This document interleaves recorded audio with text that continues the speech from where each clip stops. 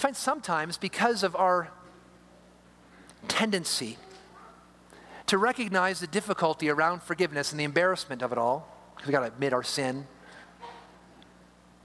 and because people are admitting sin back to us, that we tend to downplay and not use the word forgiveness so much, not to ask for someone's forgiveness. We'll just say, I'm sorry. I did that, I'm sorry. And I'm sorry today has become a substitute for forgiveness. And so many people don't use the word forgiveness, they say, I'm sorry. And then someone say, that's okay, I forgive you. But they never asked for forgiveness. They were never clear that they needed forgiveness. Because the word sorry is also used in the Bible. It's used in the Bible back in Genesis chapter 6, when God was sorry that he made man because he saw all the wickedness on the world, on the earth before the flood. He wasn't asking for the world's forgiveness, but he was filled with sorrow and grief because he saw the wickedness of man. It says also in the Gospels that Herod was sorry. He was sorry that John the Baptist died.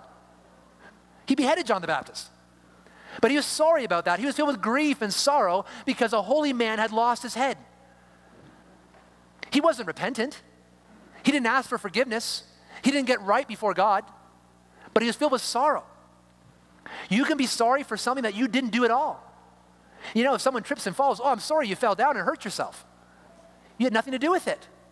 But we use that word, I'm sorry, to convey the sense that we're feeling sorrow and grief because of someone's misfortune or something that we've seen around us. It is not the same as forgiveness. Now, sorrow is included with forgiveness, and so you could say this, I'm sorry I did that to you. Will you please forgive me? Now you're asking for forgiveness. Now you're expressing both sorrow and that required transaction of forgiveness, that you need to forgive me, that I need your forgiveness, that I've wronged you, I was responsible, and I need your forgiveness. Be explicit and be prepared to explain with clarity. When you say, I'm sorry, will you please forgive me? Don't just say, please forgive me for that sin I sinned against you that one time. It becomes meaningless. Be specific. Speak with clarity when it comes to forgiveness. Number 3, the third point about forgiveness. Forgiveness is hard. Forgiveness is hard. It's hard to ask forgiveness, and it's hard to grant forgiveness. It's hard to ask for forgiveness because it goes against our pride. When we ask for someone's forgiveness, in a sense, we're coming before them. It's almost like we're getting down on our knees before them. And we're saying, will you please forgive me? And we're putting ourselves in a very vulnerable spot because they can say, oh no, not with what you did to me. We're putting them in a position of power and authority over us, and we're coming there and saying, will you please forgive me? It's a very humbling thing to do. And so it's a very hard thing for us to do.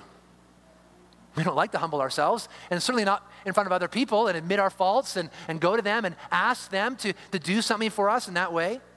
So it's hard to ask for forgiveness. But the remedy of this difficulty is to know your Bible and to know the doctrine of man. The doctrine of man. The remedy for this truth that it's hard to ask for forgiveness is to know yourself and to know yourself biblically. Okay, maybe the next time you look into the mirror, this is what you need to say. Look yourself in the mirror and say, there's a sinner. There's a wretched person.